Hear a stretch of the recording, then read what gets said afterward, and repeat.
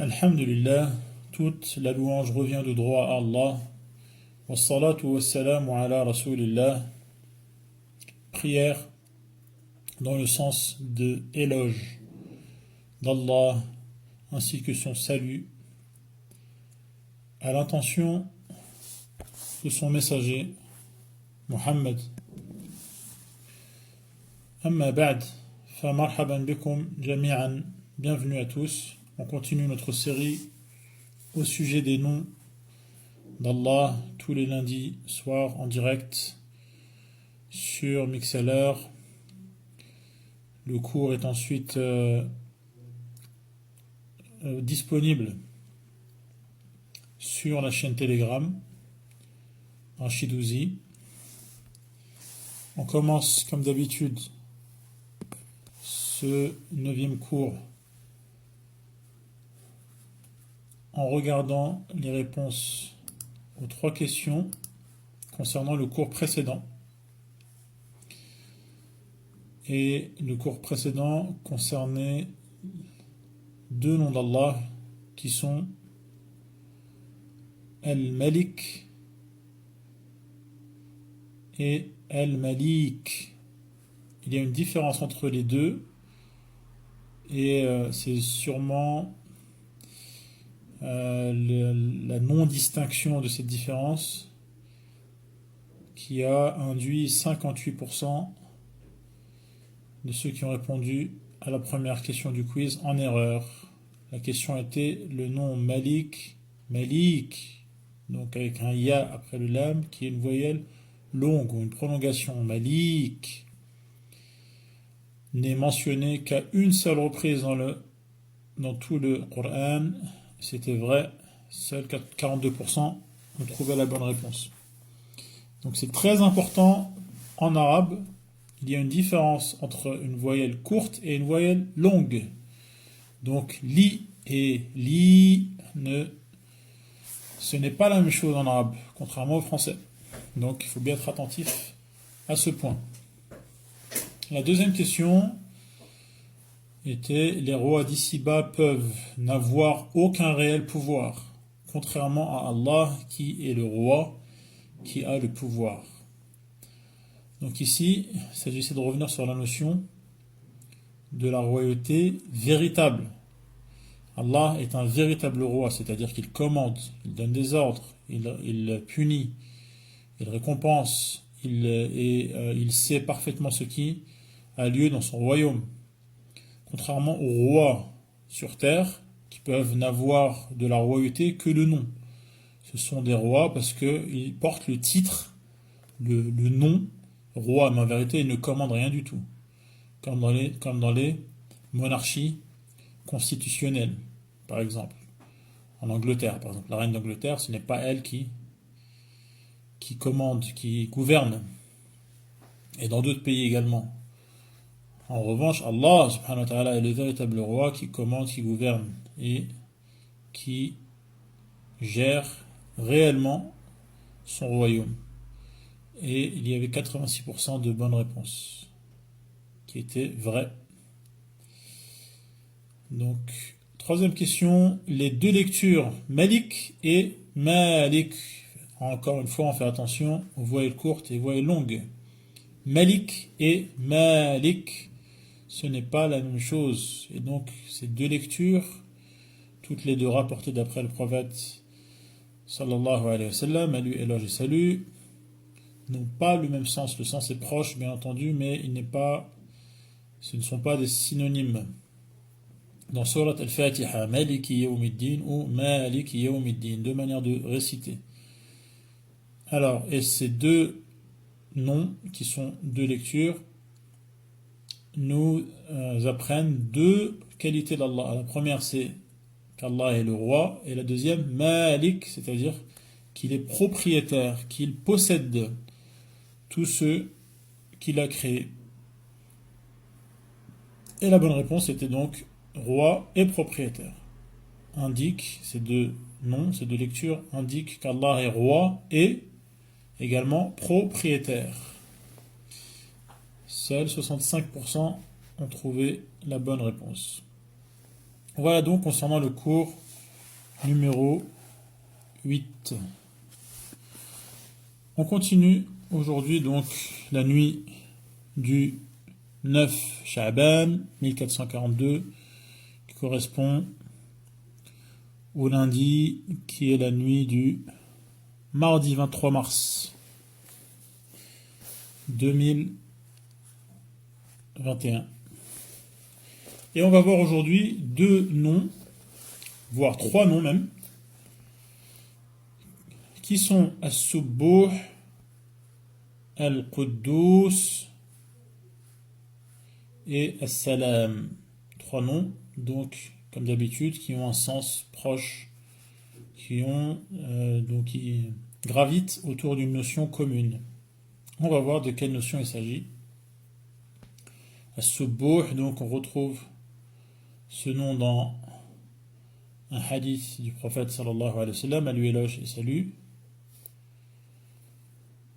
Et ce nom, Subbuh, signifie qu'Allah est celui qui n'a aucun défaut. Il n'a aucun défaut. Loin de lui toute imperfection. As-Subbuh. Les attributs des créatures imparfaites et faibles et faillibles ne peuvent être comparés à celles d'Allah. C'est également ce qu'indique ce nom. Allah, As-Subbuh, possède toutes les belles qualités dans toute leur perfection, comme cela convient à sa majesté et à sa grandeur. Voilà donc concernant le nom As-Subbuh. Et d'ailleurs, vous avez sûrement saisi que As-Subbuh ressemblait à Subhana. Subhan, Subbuh, donc c'est la même racine. Et on va se pencher ce soir particulièrement sur le sens de la formule Subhana. Subhanallah notamment. Voilà concernant le nom As-Subbuh. Il y a également parmi les noms d'Allah Al-Quddus. Subbuh, également Quddus. C'est le même shem, la même forme, la même formulation. Subbuh, Fu'ul et Quddus également. Al-Quddus, c'est celui qui a pour attribut d'être au-dessus de tout défaut. Donc on voit également que c'est proche de Subbuh. Aucune imperfection, aucun mal ne pourrait l'atteindre. De même que les créatures imparfaites et faillibles ne peuvent lui ressembler. Allah possède toutes les belles qualités, il se distingue par sa perfection éternelle. Il a toujours été parfait et il ne cessera d'être parfait. Voilà pour Al-Quddus, donc on a vu que le sens était proche de Subbuh. As-Salam, donc Al-Quddus et Al-Salam, on les retrouve notamment ensemble à la fin de Surat Al-Hashr, Al-Quddus ou Salam. As-Salam, donc en allongeant le lam, c'est lui qui a toutes les qualités. Donc As-Salam, c'est celui qui a toutes les qualités. Et chacune de ces qualités est parfaite. Contrairement aux créatures, aucun défaut ne vient diminuer la perfection des qualités d'Allah. Contrairement aux créatures. Les créatures peuvent avoir des qualités, mais ils ont forcément des défauts. Et ces défauts vont venir donc diminuer, amoindrir, appauvrir leur valeur, leur perfection humaine ou perfection de créature. Alors qu'Allah, subhanahu wa ta'ala, contrairement aux créatures, n'a aucun défaut qui viendrait diminuer la perfection de ses qualités. Chacun des attributs d'Allah, as-salam, convient à sa perfection et à sa majesté. Et ces attributs, ces qualités ne sont pas comparables aux attributs des créatures qui, elles, sont sujettes à de nombreux défauts. Voilà donc on voit que ces trois noms ont pour commun la notion de perfection, la notion d'être exempt de tout défaut, de n'avoir aucune imperfection. Autrement dit, Allah est celui à qui revient toute sainteté, Al-Quds.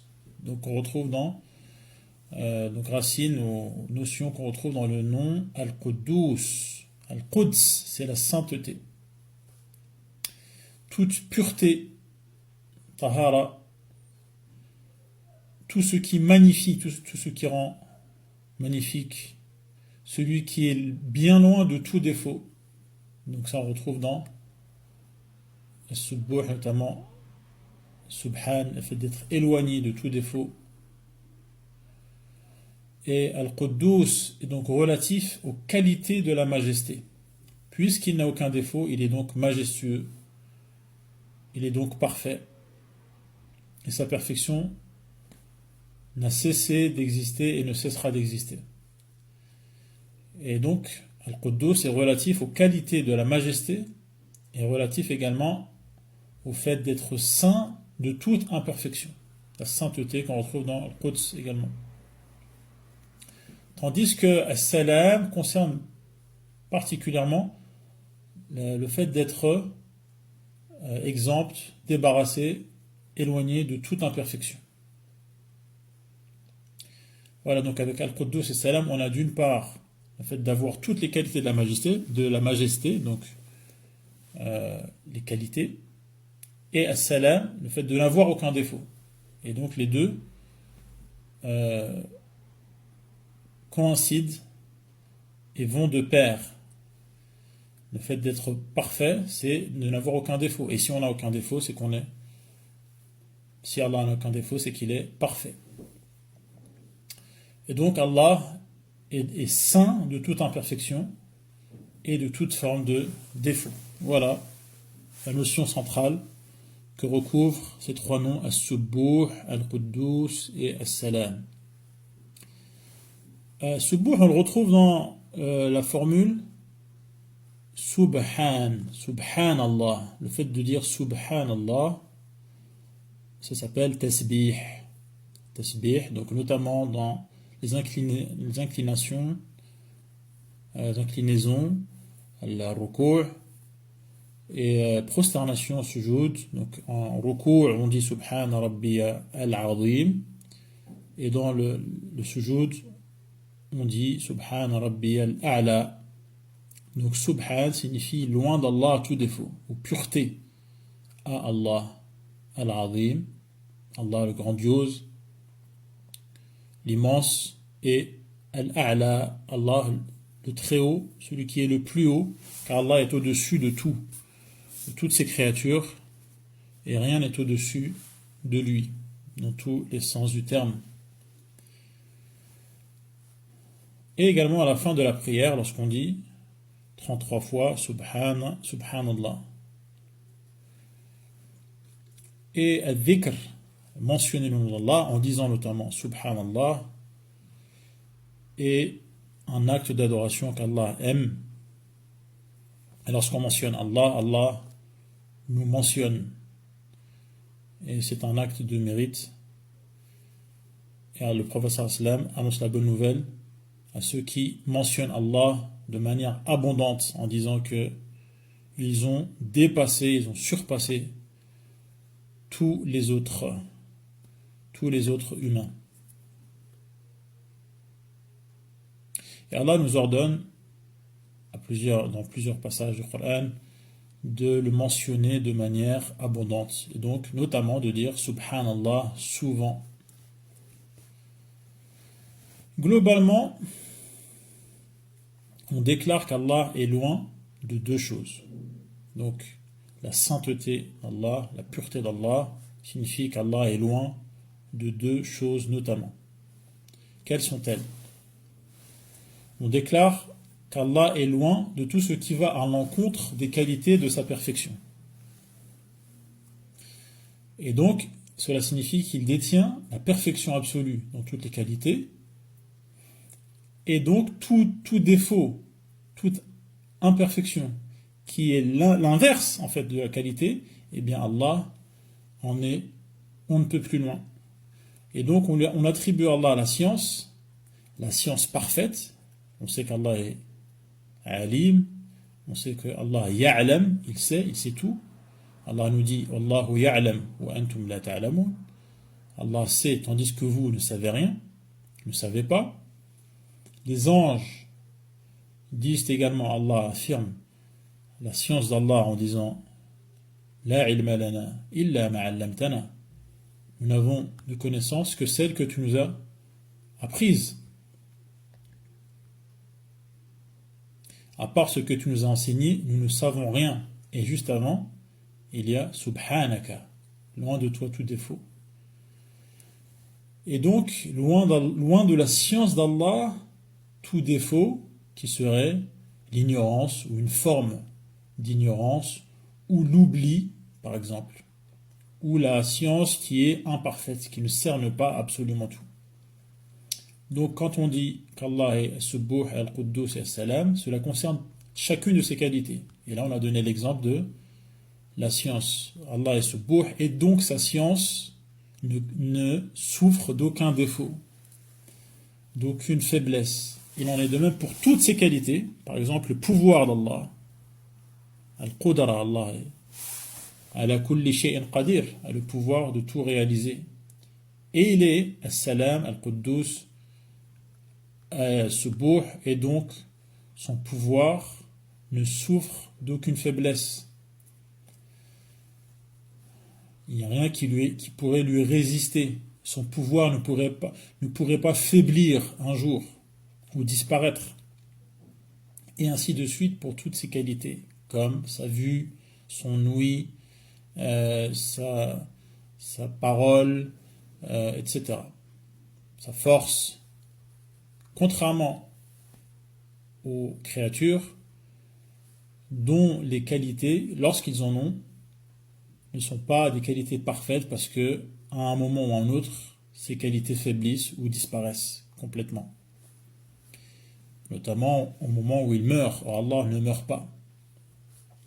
Tout comme on déclare qu'Allah est loin de tout ce qui contredit la perfection, donc, de la science, par exemple, comme l'oubli ou le manque d'attention, ou le fait qu'une particule aussi infime fût-elle puisse lui échapper dans les cieux ou sur terre.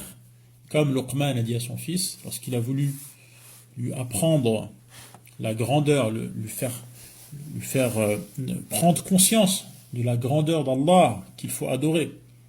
Lorsqu'il lui dit qu'il ne faut adorer avec Allah personne d'autre, il lui montre la grandeur d'Allah qui fait qu'il est le seul à mériter d'être adoré, en lui montrant l'étendue de sa science en disant In taku mithqala habbatin min khardalin. Si il y avait une graine de moutarde, fatakun fi sakhratin, qui serait à l'intérieur d'un rocher, aw fi samawat, ou quelque part dans les cieux, aw fil ard, ou quelque part sur terre, ya'ti biha Allah. Allah est capable de la faire venir. C'est-à-dire qu'Allah sait parfaitement où se trouve ce grain de moutarde perdu pour nous dans cet univers. Mais Allah sait parfaitement. Et donc sa science ne souffre d'aucune imperfection. Et il n'y aurait pas une particule, un atome qui échapperait à Allah. Et donc on déclare que la science d'Allah est loin de tout défaut.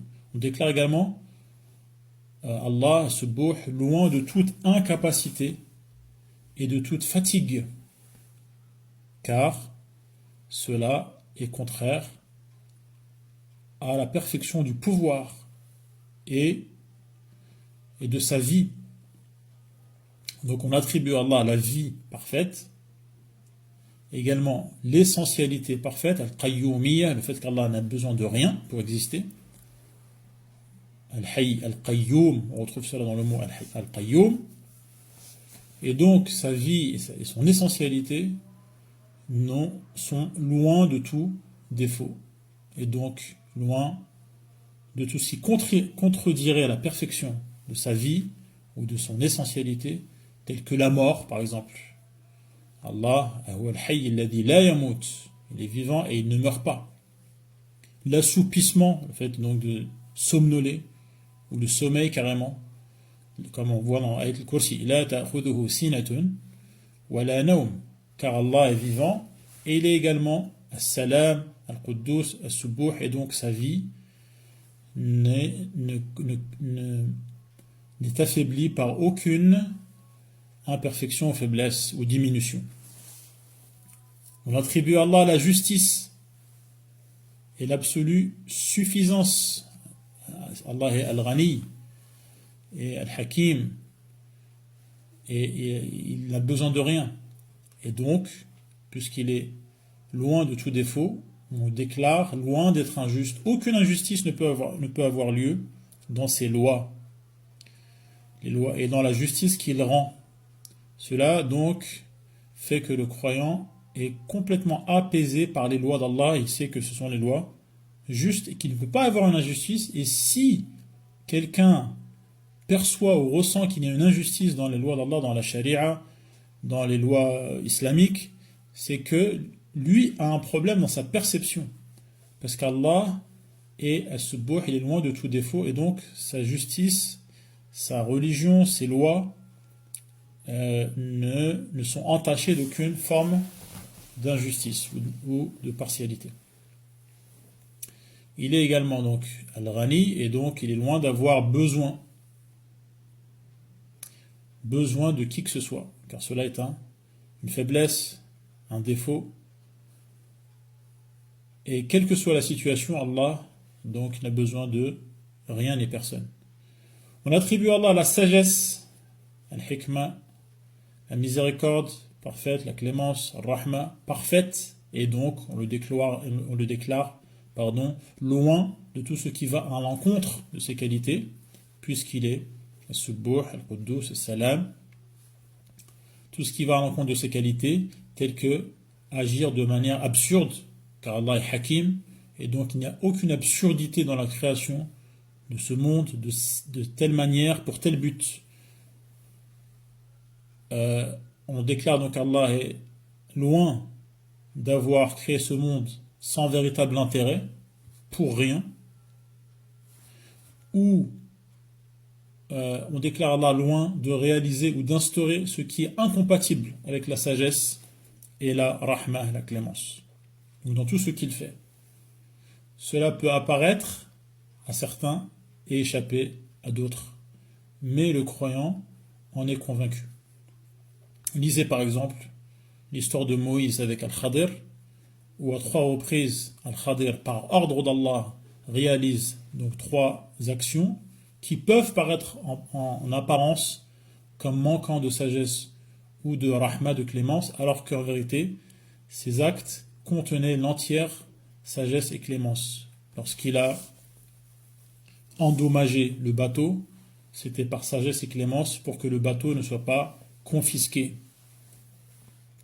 Lorsqu'il a tué l'enfant, c'était par sagesse et clémence, car si cet enfant avait grandi, il aurait poussé ses parents à la mécréance. Et lorsqu'il a réparé le mur gratuitement, c'était par sagesse et par clémence, parce que sous ce mur, il y avait un trésor qui appartenait à des orphelins qui n'étaient pas encore en âge de déterrer ce trésor. Et donc, dans tout ce qu'Allah fait ou ordonne, il y a une sagesse et une clémence, une rahma. Et ainsi de suite, on dira, donc on affirmera la perfection et on niera et éloignera des qualités d'Allah toute imperfection ou défaut. On fera cela pour toutes les qualités d'Allah affirmées dans les textes, le Coran ou les hadiths. Tous ces attributs sont exemptés de tout leur contraire. Voilà donc pour le premier point. Et Allah est également loin d'un deuxième point qui est le fait de ressembler à une de ses créatures. Donc, lorsqu'on dit qu'Allah est Subbuh, Quddus, Salam, cela signifie également qu'Allah est loin de ressembler, d'être comparé à une créature, ou d'être égalé, d'être à égalité avec une créature dans quelque domaine qu'il soit.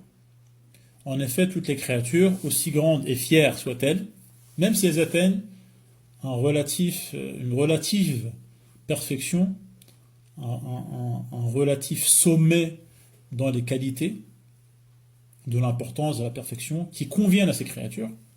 Donc pour les êtres humains, la perfection humaine, la perfection que peut atteindre un être humain, eh bien cela ne pourrait en rien s'approcher de la perfection du Créateur ou ressembler à la perfection du Créateur. Donc toutes les qualités dont ces créatures jouissent s'effacent même lorsqu'on chercherait à les comparer à celles de leur concepteur, d'Allah qui les a créés. C'est d'ailleurs lui, Allah, qui leur a accordé toutes ces qualités, ces perfections. D'où viennent ces qualités, ces perfections dont jouissent les créatures? Elles viennent d'Allah.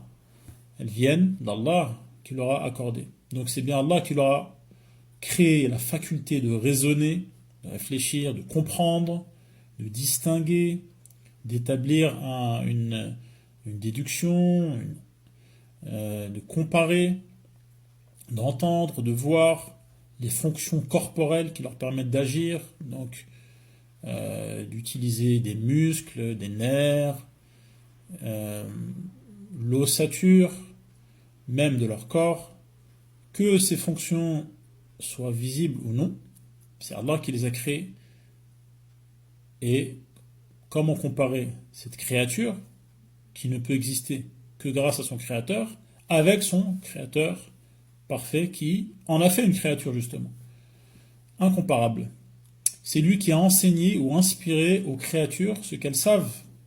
Donc comment comparer la science du créateur à celle des créatures, qui n'est qu'un don en fait d'Allah? C'est Allah qui a mené à bien la croissance de leurs organes. Ils étaient microscopiques dans l'utérus de leur mère. Et c'est Allah qui a mené à bien la croissance de leurs organes externes, internes, jusqu'à les faire parvenir à l'âge mûr. Donc pureté à Allah. Il ne pourrait être comparé ou ressembler à ces créatures. Allah a dit, comme on peut le lire dans le hadith Qudsi rapporté par Muslim, d'après Abu Dharr, Allah a dit: mes esclaves, à part ceux que je guide, vous êtes tous perdus. Implorez-moi donc afin que je vous guide, et je vous l'accorderai. Mes esclaves, à part ceux que je nourris, vous êtes tous affamés. Allah est donc loin de tout ce qui va à l'encontre des qualités, de la majesté, de la grandeur, de la perfection.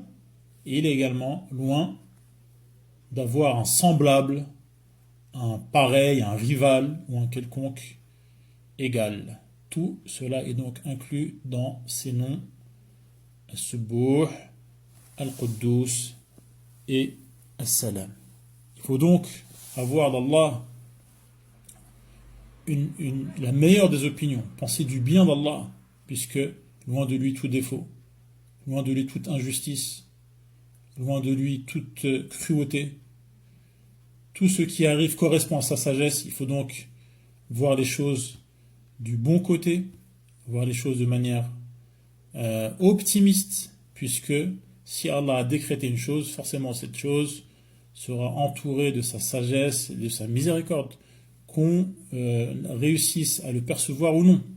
Il faut en avoir le cœur complètement apaisé et avoir un cœur habité d'un profond sentiment de respect, d'amour et de dévotion pour ce Seigneur qui n'a que des qualités. Voilà pour ce soir.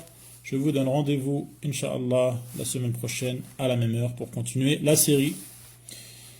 Et jetez un œil sur la chaîne Telegram pour suivre le fil et notamment le quiz. Wassalamu alaikum wa rahmatullahi wa barakatuh.